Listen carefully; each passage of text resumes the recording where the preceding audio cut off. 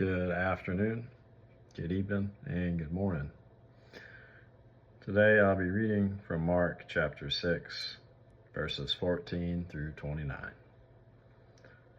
King Herod heard about this, for Jesus' name had become well known. Some were saying, "John the Baptist has been raised from the dead, and that is why miraculous powers are at work in him." Others said, "He is Elijah."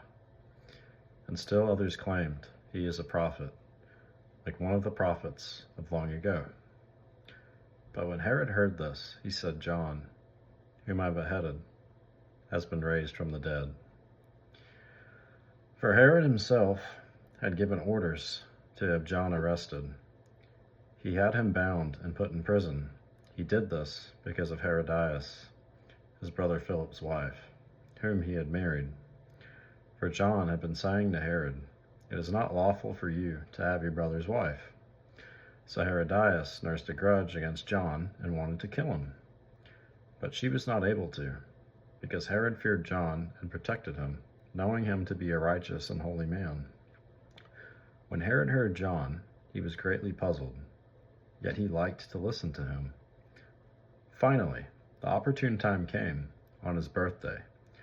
Herod gave a banquet for his high officials and military commanders and the leading men of Galilee.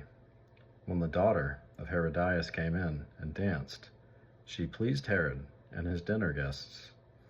The king said to the girl, "Ask me for anything you want, and I'll give it to you." And he promised her with an oath, "Whatever you ask, I will give you, up to half my kingdom." She went out and said to her mother, "What shall I ask for?" "The head of John the Baptist," she answered. At once the girl hurried in to the king with a request.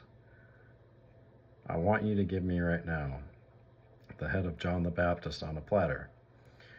The king was greatly distressed. But because of his oaths and his dinner guests, he did not want to refuse her.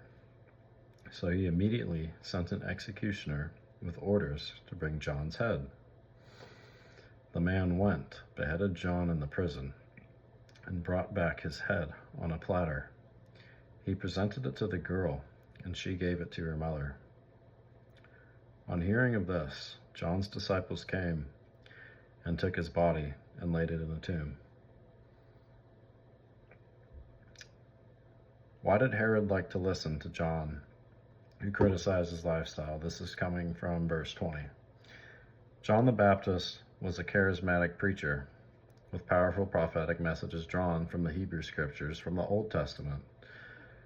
Herod knew the biblical stories and prophecies and was no doubt fascinated by John's messages. John's aesthetic lifestyle and eccentric clothing probably also interested Herod, whose palace life of luxury could not have been more different. And then from verse 23, would Herod really have given up half his kingdom to this girl? The answer is probably not. Herod's promise to the girl appears to have been a stock phrase used by ancient monarchs to express general favor. God bless you guys.